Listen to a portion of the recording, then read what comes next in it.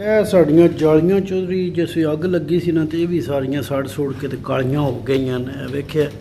ਤੇ ਇਹ ਬੜੀ ਪ੍ਰੋਬਲਮ ਹੈ। ਇਹਦੇ ਵਾਸਤੇ ਅਸਾਂ ਸਪਰੇਅ ਲੈਂਦੇ ਆ, ਤੇ ਇਹ ਸਪਰੇਅ ਦਾ ਕਲਰ ਪੈ ਕਰਨੇ ਆ, ਠੀਕ ਹੈ। ਨਵੀਆਂ ਖਰੀਦਣੀ ਦੀ ਬਜਾਏ ਇਹ ਚੌਧਰੀ बेहतरीन काम है।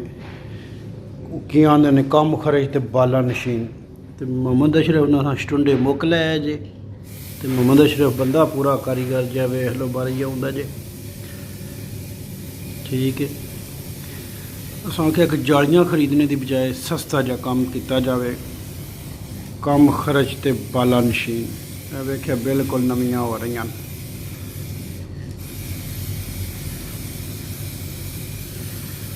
लो जी, सड़ने का तो पता भी नहीं लगना कि गया।